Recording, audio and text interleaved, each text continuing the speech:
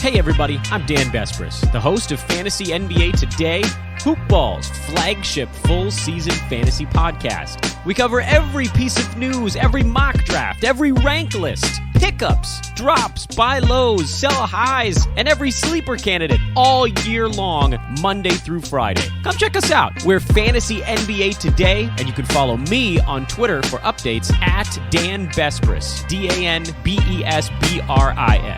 We'll talk to you soon.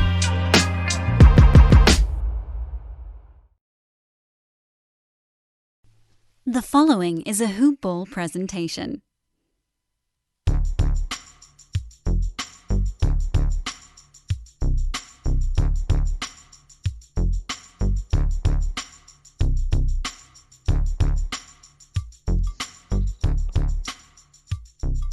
Hello, and welcome to the Hoop Ball DFS Today podcast.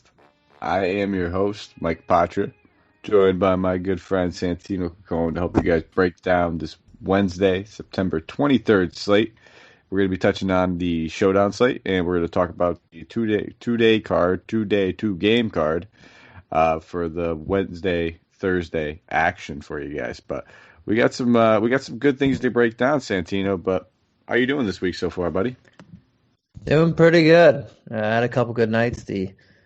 Watching basketball as well. The Lakers are up 2-0. We're currently, they just started the first quarter in this one, which is unfortunate timing for a podcast, but here we are, buddy. Oh, yeah. I mean, it's the sacrifices you make when you're in the sports world, my friend. Doing some late podcasts for the better half of 3-4 years. It's not always the best timing. But you know what, man? Someone's got to do it, Santino, and we are those guys. Nobody wants to run into a burning building, but you know what? People got to do it, and that's why we're here. We're saving people. What do you sound like? You got just schnoogles all over. You sound like you've been crying and sobbing, and now you got the sniffles or something. I looked at this podcast. I can't really take you serious. I'm like, oh, who am I on here tonight? Oh, Santino. And then, I immediately got a little upset. I was like, this is going to be a great time. I know I'm looking at the Laker games on. I'm sure he's going to be complaining about that too. So, I just knew it was going to be an exciting night. Let's show. We got some good things to jump into, man. So, before we do, just a quick shout out to our presenting sponsors. I know you guys already heard me talking about it, but if you haven't already checked them out, go check out MyBookie. Use that promo code HOOPBALL, HOOPBALL. Get a 100% deposit match. Use that promo code, guys, and then just enjoy that free money. Whether you want to play a little bit of baseball, football, basketball, playoffs are almost done, but you got plenty of time to bet. I've been parlaying all three sports, so jump in there, guys, and use that promo code HoopBall. So, Santino, we're gonna pretty much jump right into things.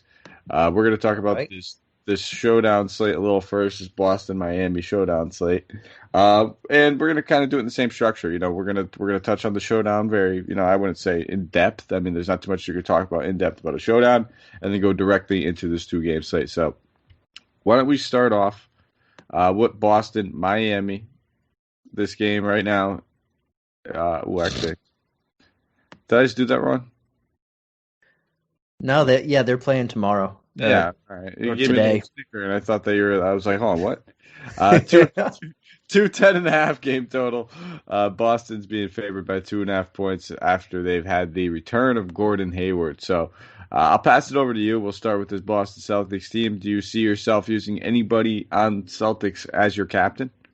Wait, you have before you said I have these Heat getting 3, not 2.5. Little discrepancy there.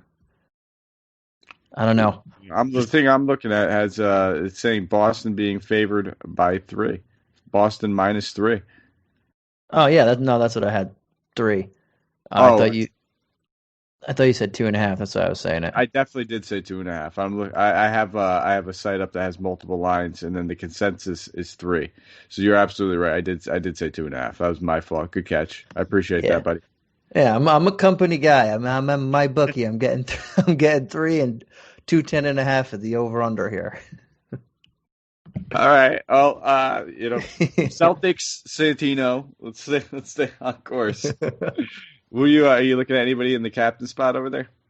For the Celtics, I mean, if I'm going to look at the captain spot and the Celtics, there's really only two guys that I would gravitate towards, but I honestly don't. My captain is most likely coming out of the from the Heat, and that's because I want to be able to afford everybody. I think if you put in a Jason Tatum as your captain, you're going to have a very cheap throw-in guy there at one of your till spots, maybe an Enes Kanter, maybe an Iguodala, Brad Wanamaker. I really don't want to go that route, but if I did put anybody on the Celtics in my captain spot, it would be a Jaylen Brown or maybe or if I'm going cheaper, Gordon Hayward or Marcus Smart in that area. Yeah, I'm kind of with you. I do want to get some shares of Tatum, but it's kind of hard once you put him in that captain spot to be able to afford all the other guys. And you hit the nail on the head. Those are the two guys I was looking at. I could see myself playing Gordon Hayward as the captain. He's going to be a little rusty. He's probably not going to have a ton of shot attempts because he knows he's going to be rusty and the magnitude of the game. But played 30 minutes pretty much in the first game back, so we can expect a little bit more probably, especially as the series gets tighter. So I have no problem looking at him where there's a big price discrepancy. He's much cheaper than Marcus Smart. And Kemba. We know he's probably about the same upside as both those guys. I think Jaylen Brown probably has a little bit more. So Kemba probably does too, slightly. But that price tag allows us to afford some other guys. So, that's pretty much the way I'm looking at it. Those are the three guys I'm primarily looking at on the Celtics. I haven't been playing too much Kemba. He's playing much better ball lately, so I don't mind taking a stab at him, especially because you're getting those volume minutes. But I'm still looking at like Jaylen Brown, Hayward, and Tatum as my three top options for the showdown. Yeah. You kind of I thought you were talking about the captain only, but yeah, those are the guys I'm looking at too. And I do want Jason Tatum in my lineup, but if I put him in my captain, it's just makes me have to throw in just waste the spot at the end of that util spot, and I really don't want to do that. No, yeah, and it was a smooth transition once you start with Tatum and you put it like that. It's I don't want to say like I'm not playing Tatum, and that made the smooth transition into yes, but I do want to play him as one of my utils. I do still want some action of Jason Tatum. It's just start with our lineup build right off the rip, and that's exactly how it's probably going to go. It's tough to afford those guys. So, and I actually talked this game last in today's podcast with Dave. We weren't doing the showdown slate, but mentioned I didn't expect Gordon Hayward to play 30 minutes in his first game back. I knew they were down 0-2, and it was either go win or go home pretty much, but I still thought 26, 27. If you got 30 minutes in his first game back and he was still questionable to play, I can't see him not play 35 minutes in this next one. Yeah, no, that's what I mean. I think when we were talking about it when we were, maybe a couple of days prior that he might be returning soon, and we're thinking there's no way he plays more than 25 minutes in his first game back. I don't know if we were on air when we said it, but I remember talking about it. So we'll slide over to Miami now. A lot of good options, I think, on this team. Obviously, they've been playing great ball since this bubble took off, and it's hard to ignore some of the young talent that's even been shining. Being Tyler Hero, the kid's been an absolute stud throughout this entire bubble. Who? Mr. I Could Be Your Hero, baby. Mr. Tyler Hero. Oh, okay, yeah, I know who that is now. You heard of him one time? I believe so. Okay. I'll pass it over to you. I know you said that you're the couple of guys that you'd be looking at from Boston in your captain spot, but who would you be looking at, I guess, going with that same mindset, I guess, on the build with a little bit of a cheaper option on Miami as your captain? Well, I'd be going right back to the well and going right back to Tyler Hero as my captain again. I said that last time I was on this. I would eat that for $99K. I could definitely afford to get Bam, Tatum. Even though Jimmy Butler hasn't been great, he's scoring 30 points, and in a 2-game slate, if you get him, paying up for him for a 2-game slate or a 1-game slate, my bad. I'm at 2-team slate. Getting 30-ish points is a lot better than someone who's getting you 24. So I definitely would. The people that I'm looking here are Tyler Hero. Jake Crowder's been playing really well. I'd rather have Hero in my captain spot because I think he has bigger upside, and there's only a $900 price discrepancy for the captain spot, so that there. But those two are probably the two that I'm looking for. If Jay Crowder makes me get everybody I want, I could go that option. But I pretty much just want to prefer. I'm going to target Tyler Hero as my captain until he says otherwise. Yeah, I'm with you. Looking at almost the same thing. There's two options. I'm probably looking at Miami for my captain. It would be Hero or it would be Goran Dragic. Those two guys, just a little bit of a cheaper salary as opposed to Bam and Butler allows me to afford the other people. But we know we've seen big upside in both those guys. That 40-point upside is there. It's evident in both players. So something that you might not be able to get as often with a guy like Jay Crowder. But, Jay Crowder's floor is there. So I wouldn't mind looking at him, but I don't think I'd end up with him in the old captain spot. I almost said Dragic as well because I think 12-3 is very good. But yeah, I think it's definitely Hero for me. I only mentioned Crowder because if I put Crowder there and I'm able to get Bam, Butler, Dragic, Hero, Tatum, and Brown, like a super stud lineup like that, then it would make sense for me. But I think Hero is the guy here. Yeah, is the guy Hero. I had to throw that pretty bad pun in before I. Jokes. Let me tell you, man. I still can't believe you're not running sitcom comedy. I think that might be your real calling in life. Just with the audience clapping in the background where they hit the sign and it does the automatic audience clapping. That makes me. Have you ever seen the movie The Clapper? No. With Ed Helms? It just made me think of that. If anybody's ever seen it, saw it on. I forgot if I watched it on Netflix or something. Me and my girlfriend watched it. It was kind of that stupid thing. He was one of the people that are in the background clapping whenever the applause comes on, and they caught him in the. He was in a ton of different. He was always in every background, and people are like, "Oh, this guy looks familiar." No, I never seen that one. It's stupid. Yeah, it just gave me that. You are vibe. Buff. Yeah, so I wouldn't be shocked if you have like a reference for just about every situation. But why don't we jump into some of these guys? I mean, we already touched on the two guys. Obviously, if we're looking at them in our captain spot, we're looking at them in the util spot. You mentioned Jay Crowder, so now it comes down to Bam and Butler. Are both these guys in play for you? Yes, so Bam is definitely in play. Butler, if I can't afford him, that's okay. But if I can, and that's why I mentioned, I said it earlier, Butler's been only scoring 30 points average on this series. Marcus Smart is guarding him for the majority. They also have other people, like Brown is doing a pretty good job. Tatum can guard him. They have Hayward back now. So he hasn't been his impact is is less on the box score than it is on the box score. And in fantasy, all we care about is the box score. But his impact is just everything, and he's been great. But again, getting 30 points in a 2-game slate, that's not bad at all. So if I'm definitely getting some Adebayo, and I know Dave yesterday said that that's his guy that he's putting in all his lineups. But the reason I want to put a Hero or a Hayward or someone cheaper like that as my captain is because I can get a guaranteed 30 points. And if he has a good game, he has a good game. And a lot of people are looking at his past couple games and seeing he's only getting 30. He's not hitting value. But you don't really necessarily need to exceed value in a lineup like this. Exactly. I'm with you on the Bam factor. I do prefer him more than Jimmy. I might even say it's splitting hairs. I would say for every 3 lineups with Bam, I'll have one with Jimmy, that sort of thing.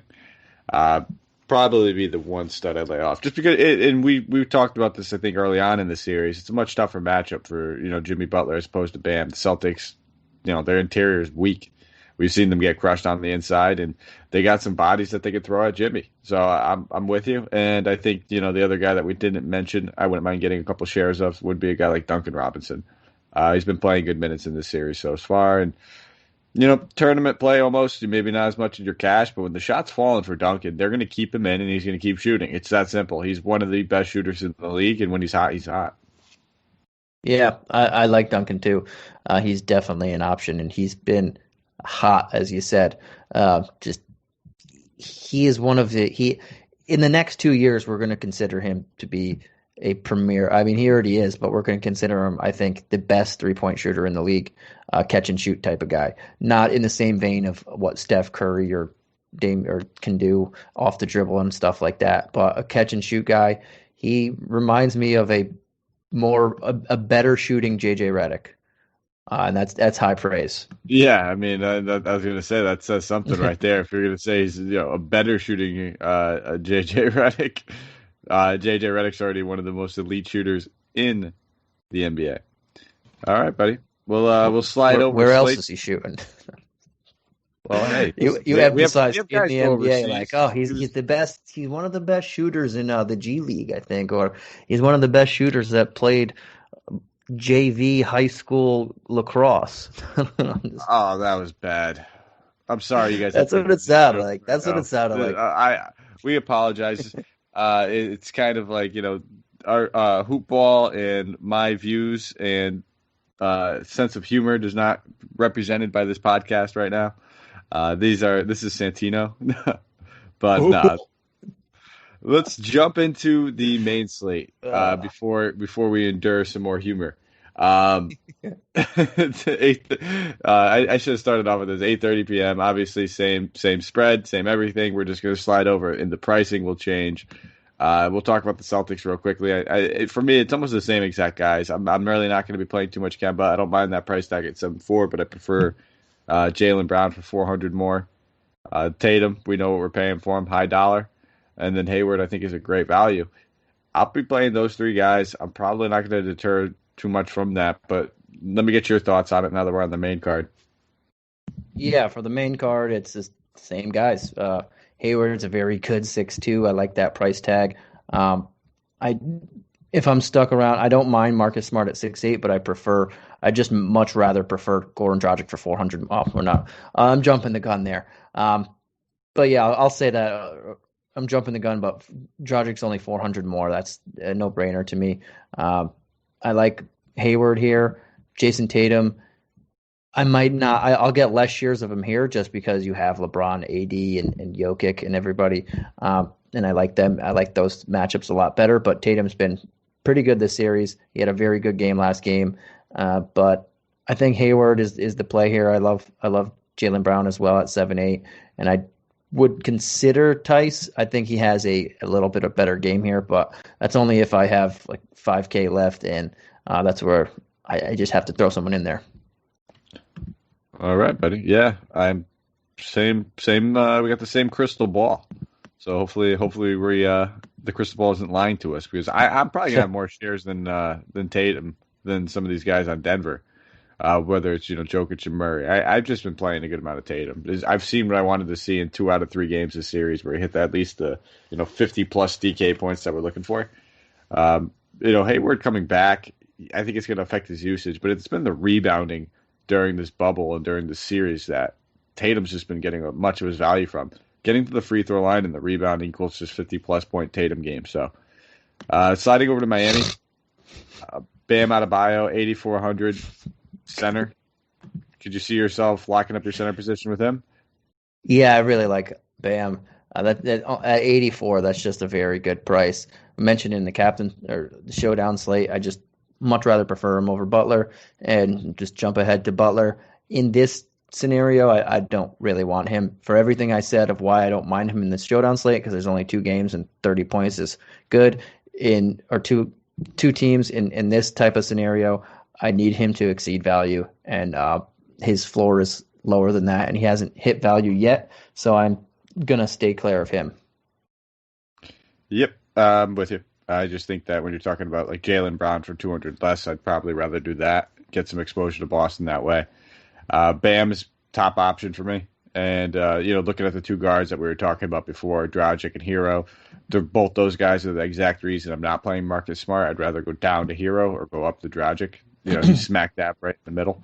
So I just don't see myself getting too much Marcus Smart for that said reason. And then Crowder, 6,100. Don't mind him with the price tag getting up a little bit more. I'm not as, must play as I've been playing him prior. So I don't see myself like locking him in. He makes a little bit more sense in cash to me. And then Duncan.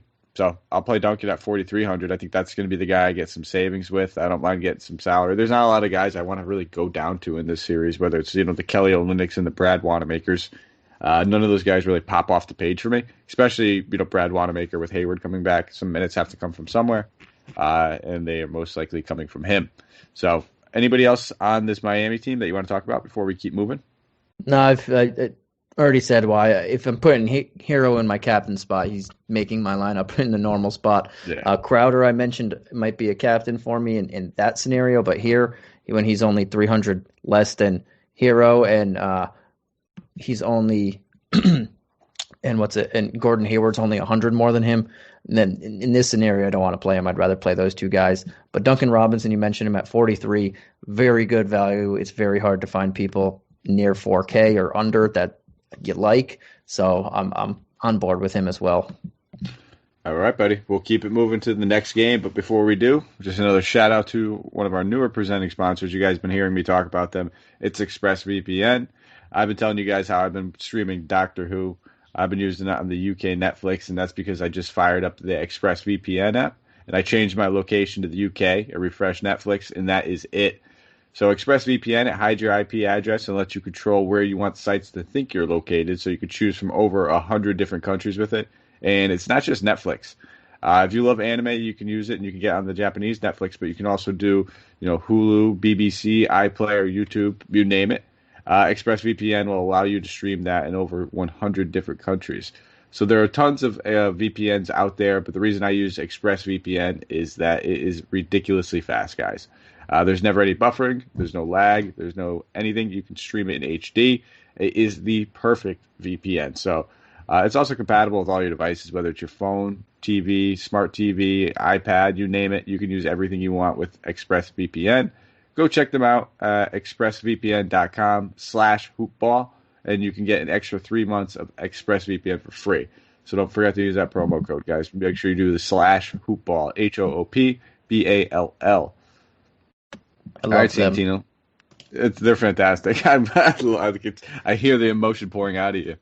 Yeah, no, I've had ExpressVPN for years. When I went overseas, that was my lifeline, ExpressVPN. So everything that you just said is on the queue, and it is the best VPN. I had to search for every type of VPN out there. I came across them, and I haven't turned back since. It's been 4 years now, and they're fantastic. I can't say enough good. When I saw that they were our new partnering sponsor, I was like, oh, wow.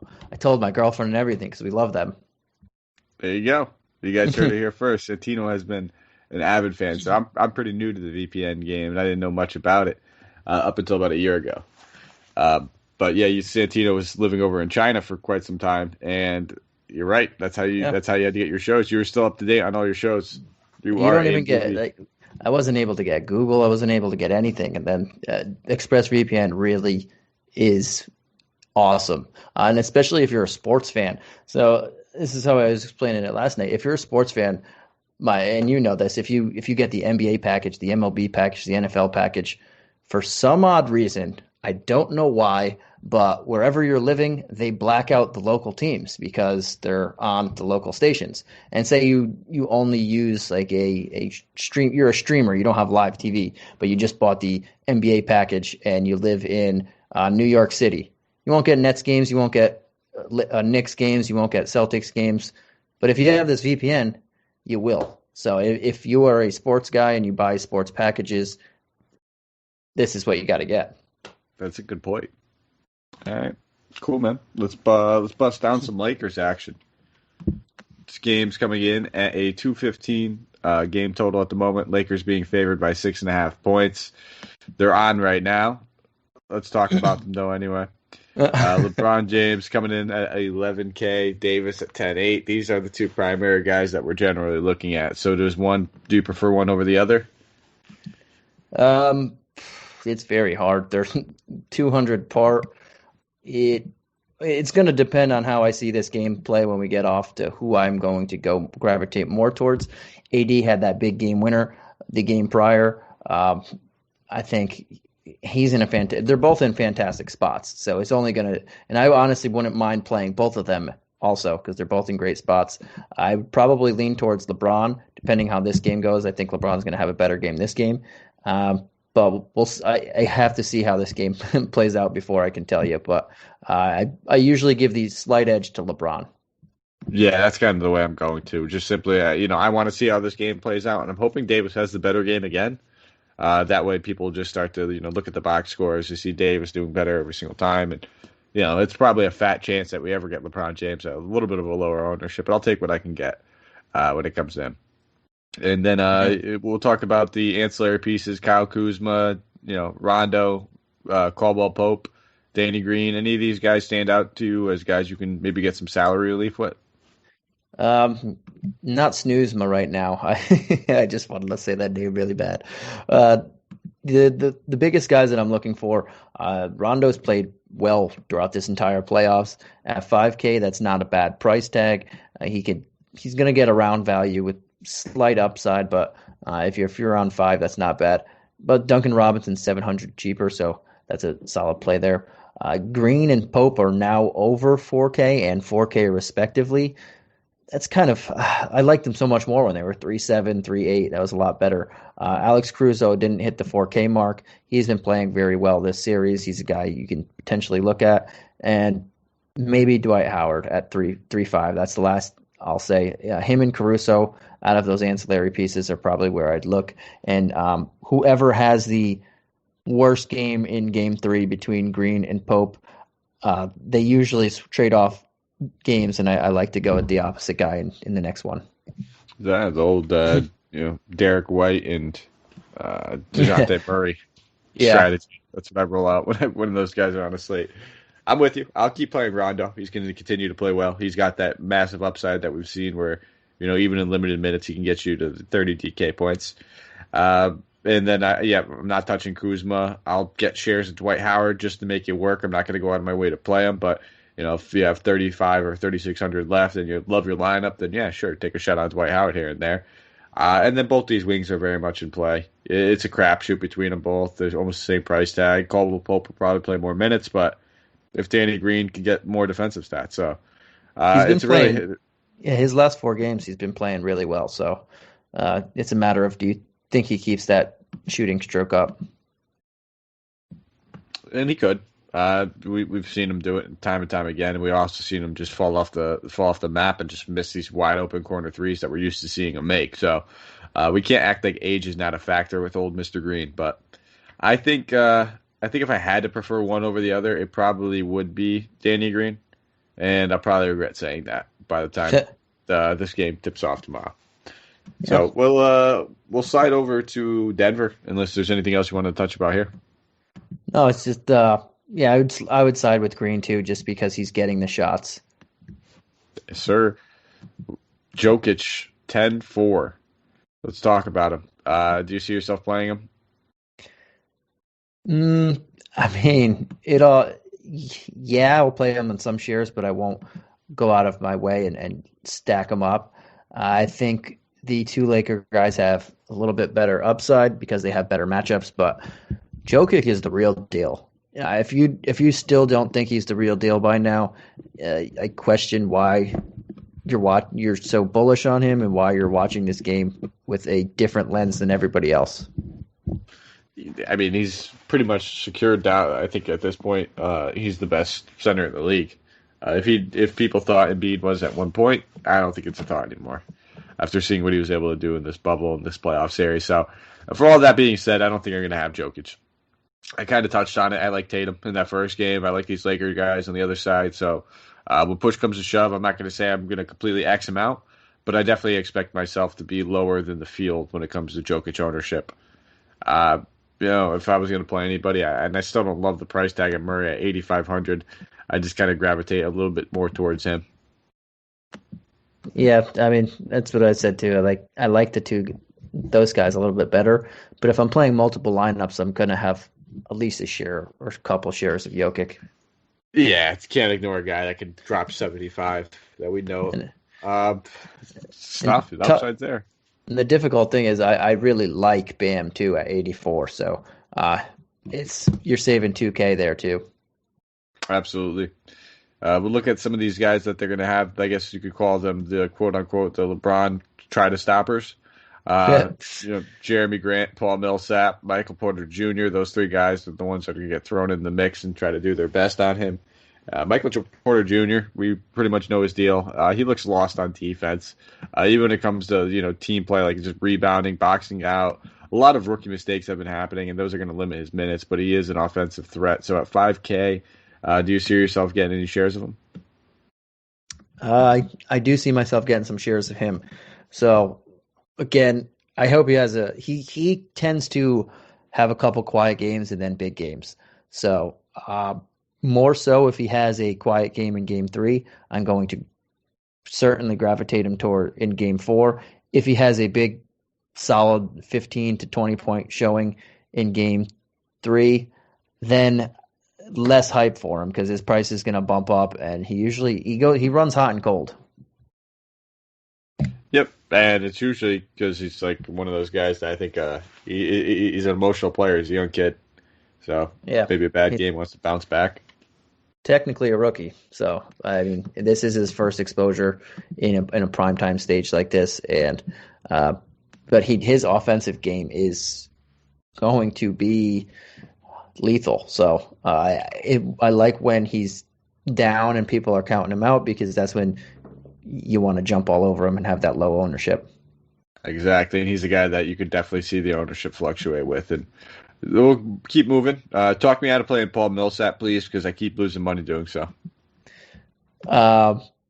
He has to guard Anthony Davis, and he's giving up 7 feet. It looks like a Charlie and the Chocolate Factory Oompa Loompa against Charlie. So I don't know why I would not gravitate towards him. Other matchups, he's a very good player, but at 36, trying to guard Anthony Davis primarily, I'm good. Okay, that's all I needed. I appreciate that. I've been playing him for some reason. Same thing with Grant. He's primarily guarding LeBron James when he's in the game. And his offensive game isn't great anyway. If he's spending all his energy trying to guard a guy that has probably 55 pounds of muscle on him and a couple inches in height, I'm good. Yeah, I think I prefer Grant over Millsap, but neither guy I think has a tremendous ceiling, knowing that they're going to be used so much on defense and be worn down on defense, and you have to worry about the foul trouble as well when they're guarding these elite scorers. So I prefer Grant over Millsap. Don't love either one all that much. I mean, when you're just talking about just like pure value, I guess I don't mind just looking at a guy like Mason Plumlee. Struggled in the last one, only played 9 minutes because it was a little bit of a closer one. But he's a guy that can get you 15 DK points in 10 minutes. So with that, I don't mind it, considering that's what Millsap has been doing for me. And he's $1,500 more. So I'm not saying Plumlee's a fantastic play, but he's a decent value play. And if anything happens where the game gets out of hand, you can assure that he's probably going to play close to 20 minutes. Yeah, and they're going to put him in at the last. If the game's close, he's going to be a defensive replacement for the last possession too. So you have extra possessions in there. Extra possession. I love it. And I like Gary Harris at 39. At some point, he's going to make some shots. He has a pretty good matchup. So I'm not sure what's going on with him the first 2 games. I like him in game 3. He should be turning it around soon. At 39. I like that call. That's a good call. That's too cheap. I think it's just because how bad he's been the past 2 games. But towards the end of that Clipper series, he was playing big minutes and he was hitting his shots. So I think it's just minutes. That's the only problem with him. Minutes equal money, and if he's going to get 30 plus, we could definitely take a look at him. But at 25 minutes, it's a little bit more cautious. It takes him out of cash games, I think, necessarily. I think he's still definitely available in tournaments. Torrey Craig he's just better defensively at this point. He's been playing great. I think he's been looking good in this series. Had a nice chase down block, I believe, in that last one too. So, do you see yourself getting any Craig if you need any salary relief? Not a ton of ceiling in there. I see myself getting less than 0 of Torrey Craig. Okay, well, there's that less than 0. That's probably it. Man. I don't know. I think at this point we're kind of just dumpster diving for sheer talking value. So I don't think we need to talk too much about Monte Morris or like Troy Daniels. I don't think those guys are necessary. So AJ, anything else? Play bowl. Yeah, no. I really want to see. Don't play ball. Don't listen to him. Don't play ball. No, Bowl I life. would love to see some ball. Bowl is life. All right, we're gonna get you guys out of here before we have to endure any more of this. Is there anything, actually, you know what? I'm taking your privilege away. I'm just gonna ask you if there's anything else you wanted to say before we take off, but nope. But we'll let Santino end on bowl is life. That'll be his final words. But from everybody over here at Hoopball, thank you for listening. If you have a quick moment, you can give us a thumbs up, a rate, review, hit the bell, subscribe. Do all those good things for us. It means the world to us, guys, if we're just seeing your positive comments and also hearing the constructive criticism and getting better. So, podcast on iTunes, Spotify, Stitcher, Podbean, iHeartRadio, the thumbs up, the rate, review, all of that good stuff. And then you can find us on Twitter. You can find me at Mike Apotria, MikeApotria. You can find Santino at Santino Caccone, SantinoCaccone. Give us a nice little follow. If you have any questions, whether it's a Slate, just some good old talking points, hit us with them. We'll be back tomorrow. I will be on with my good buddy Aaron. We'll be breaking down the same kind of card, and that is it. So let's go out there. Let's crush some GPPs, and let's have a good time doing it. You know, playoffs almost up. Basketball's almost out of here, guys. So we got to enjoy it while we could. Before you know it, this amazing bubble will be over. All right, Cincy, I'll give you a quick second. Anything else you want to lead us out with? No, it seems like you have, I keep laughing in my head, but it seems like you're, or is it Lionel from Snoopy with the little blanket and the sniffles? That's all I hear right now. I am stuffed up right now. You got the sniffles and a mouthful of like spit that I just feel, I hear spit talking every time. Thank you guys for listening. We're out of here. Show's off the rails.